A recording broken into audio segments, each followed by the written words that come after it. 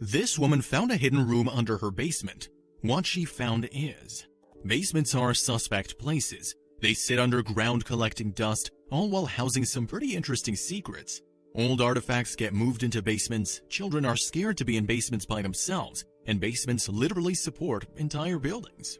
Sometimes we don't even know what's lurking under our own houses. That's exactly what happened to Alexandra Poulos. She always had a funny feeling about her childhood home, but she could never have imagined what the basement of that home had in store for her. Here's the story of what she found below. Alexandra Poulos always had a funny feeling about her childhood home. One day, after living in her home for years, she had some builders come and take a look in her basement. What they found left everyone in total disbelief. Alexandra was sure that they had found something of immense historical importance. After listening to this story, you might want to take a look in your own basement. You never know what could be lurking underground. Alexandra Poulos' parents bought the house pictured here in 1974. This house is located in Lansdowne, Pennsylvania, which will become an important detail later in the story. This white colonial-style house was Alexandra's home for her entire childhood. Alexandra grew up here. She ate family dinners here, she learned to ride a bike here, and she made friends in this neighborhood, all while her basement was holding on to some interesting secrets. Alexandra had no idea what was located in her basement at the time.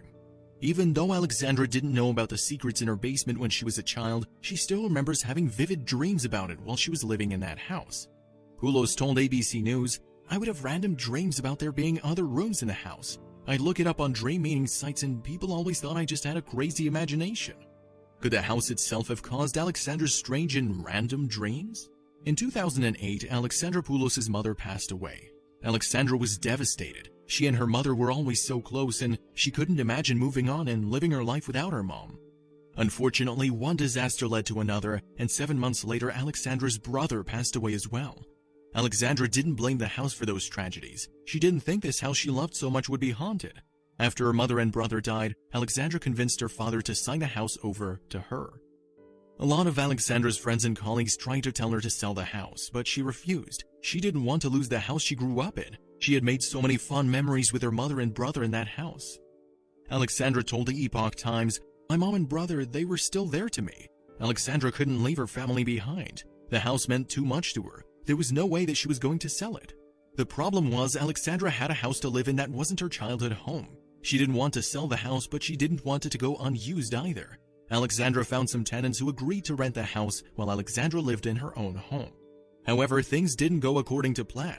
Pretty soon, chaos found that large family home again. There were some issues with the house's foundations, aka the basement. This was an old house with some severe foundational issues. Pretty soon, the tenants noticed that the basement was starting to smell. A sewer pipe had cracked down there, and the whole system needed to be replaced.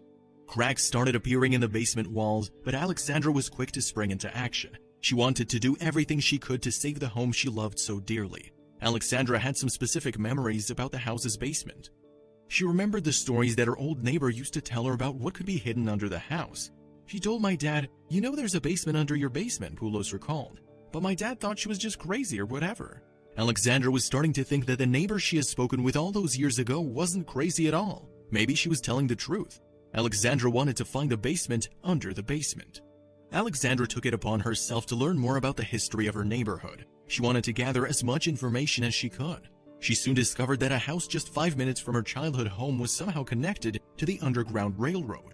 The Underground Railroad was made up of a whole bunch of routes and hidden spaces. The abolitionists used the road to smuggle American slaves to freedom before the North won the Civil War.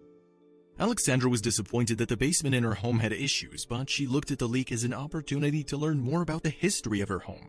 She asked the builders and repairmen to do more than just fix the pipe. She asked them to dig a little deeper. She thought they might find evidence that her house was part of the Underground Railroad route.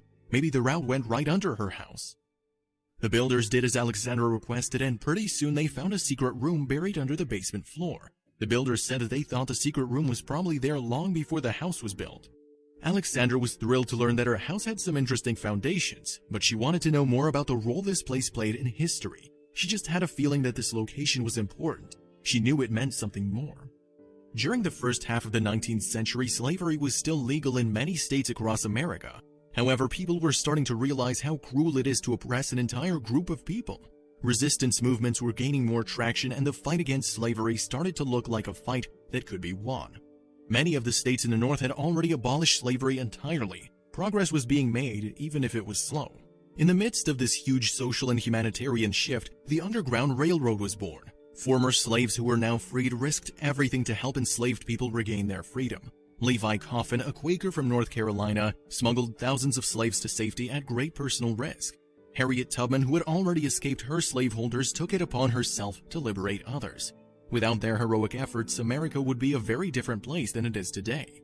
This network of activists and former slaves liberating people who were still enslaved became known as the Underground Railroad. The people who took the Underground Railroad out of slavery didn't actually travel by train, though. Most of them traveled by foot or on horseback. The term Underground Railroad was a reference to some of the code names that were used during this covert operation. This mission was successful because it was carried out so secretly and stealthily. Many people suspected that the Underground Railroad actually made use of underground tunnels. There are theories that the leaders of this operation actually used tunnels and underground rooms to make sure that nobody would see the slaves escaping. Could this room within a room in Alexandra's basement be connected to the railroad? Could this space have actually saved lives? Alexandra really wanted this to be the case. She wanted to know that her family's land was put to good use. Pennsylvania was technically a free state at the time of the Underground Railroad. However, the Fugitive Slave Act required officials and citizens to assist slaveholders who were attempting to recapture slaves who had run away.